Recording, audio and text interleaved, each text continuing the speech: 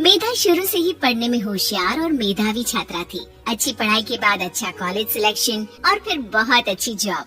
तूने तो मेरा नाम रोशन कर दिया मेधा। अरे लेकिन ये जो काम करने का तरीका है ना, इसे बदल ले। 18 घंटे काम करेगी तो कल को बच्चा कैसे संभालेगी? तुम्हारी तरह पागल नहीं हूँ माँ जो बच्चे और परिवार में फंस जाऊँ। मैं तो जिंदगी खुल कर जीऊंगी। सब कहने की बात होती है बेटा, अपने बच्चे का सुख हर कोई चाहता है। वक्त बीतता है और मेधा की शादी हो जाती है। शादी के कुछ सालों में ही मेधा एक सुंदर से बेटे की माँ बन जाती है। अरे यार, मेरी मैटरनिटी लीव खत्म हो रही है, क्या करें? माँ भी नहीं आ सकती, कैसे मैनेज करूँ? ऐसा करते हैं, इसके लिए एक केयर टेकर रख लेते हैं, वो देखा करेगी इसे। मेधा को पति की बात जच जाती है और वो केयर टेकर की तलाश शुरू कर देती है। एक दिन उन लोगों के घर एक महिला आती है जो दिखने में पढ़ी लिखी लगती है। जी, क्या काम है आपको? मैम, मेरा नाम स्नेहा है। आपका ऐड देखा केयर टेकर का, क्या मैं आपके यहाँ काम कर सकती हूँ? हाँ, क्यों नहीं, लेकिन आप तो अच्छे घर की लगती हैं, फिर नौकरी क्यों? दरअसल मेरे ससुराल वालों ने मुझे घर से निकाल दिया क्योंकि मैं माँ नहीं बन सकती और माता पिता भी नहीं है इस दुनिया में। तो अरे कोई बात नहीं, तुम लक्ष्य को ही अपना बच्चा समझो और यहीं रहना, और किसी भी चीज की जरूरत हो ना तो बता देना। नेहा खुशी खुशी लक्ष्य को संभालने लगती है। रात को जब मेधा घर पर आती है, अरे क्या बात है स्नेहा, तुमने खाना नहीं खाया क्या? अरे दीदी, आपका बेटा टाइम दे तब ना। अरे तो जब वो सोता है तब खा लिया करो। तब तो मैं इसके पास ही बैठी रहती हूँ। कोई मच्छर या कीड़ा काट ले लक्ष्य को तो अब आप पकड़ो, मैं खाना खा लेती हूँ। स्नेहा वहाँ से चली जाती है। बहुत ही अच्छे से ख्याल रख रही है ये लक्ष्य का। मेधा, इतना तो शायद तुम भी ध्यान नहीं देती। मेधा को पति की बात बुरी तो लगती है लेकिन कुछ नहीं कहती। धीरे धीरे स्नेहा मेधा और उसके पति के साथ बाहर भी जाने लगी। सुनो, स्नेहा को भी बाजार ले चलते हैं, वो क्या है ना लक्ष्य को देख लेगी जब तक मैं शॉपिंग कर लूंगी। हाँ चलो, वैसे मैं चाह रहा था कि लक्ष्य को लेकर हम दोनों ही चलते। क्या यार, तुम तो फ्री में इमोशनल हो जाते हो, कितना देख लेंगे हम दोनों मिलकर, ले चलो उसे। कार से निकलकर मेधा और लक्ष्य रोड क्रॉस कर रहे थे कि सामने से कार आ जाती है। मेधा का ध्यान नहीं होता लेकिन स्नेहा तुरंत लक्ष्य को मेधा से छीन लेती है। मेधा गिर जाती है और कार मेधा को छूकर निकलती है, जिससे मेधा को खून आ जाता है। पति मेधा को हाथ देकर उठाता है। स्नेहा लक्ष्य को लेकर गले लगाई रहती है। थैंक्स स्नेहा, मैंने तो ध्यान ही नहीं दिया था कि कार आ रही है। स्नेहा का गुस्सा मालकिन पर टूट पड़ता है।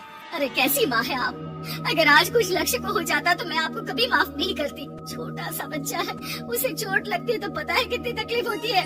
पति भी स्नेहा को देखने लगता है कि उसे क्या हो गया।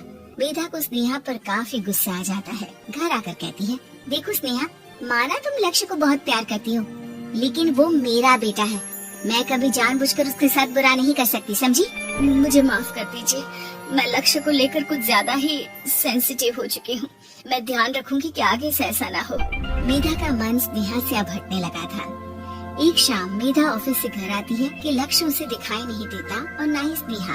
वो स्नेहा के कमरे में जाती है जहाँ दोनों सो रहे होते हैं।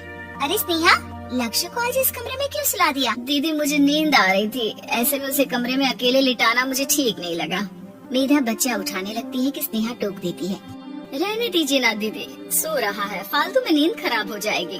मेधा को गुस्सा आ जाता है और वो बच्चा उठाकर वहाँ से चली जाती है। अगले दिन मेधा स्नेहा को बुलाती है, साथ में एक और लड़की खड़ी होती है। स्नेहा, अब तुम अपना कुछ और देख लो, हम लोगों को नई केयर टेकर मिल गई है, तुम इस हफ्ते घर छोड़ देना। स्नेहा का मन लक्ष्य को छोड़ने का नहीं करता लेकिन नौकरी तो नौकरी होती है ना। स्नेहा घर से चली जाती है। धीरे धीरे महीने और साल बीतते जाते हैं और लक्ष्य एक नौजवान लड़का हो जाता है। लक्ष्य, आज मुझे मंदिर जाना है, ले चलोगे? ठीक है माँ, एक काम करके भी वापस आता हूँ, तब तक आप और पापा दोनों तैयार हो जाइए। दोनों तैयार होकर बैठ जाते हैं लेकिन लक्ष्य काफी देर तक नहीं आता। अरे मेधा, फोन तो करो लक्ष्य को, देखो क्या हो गया उसे।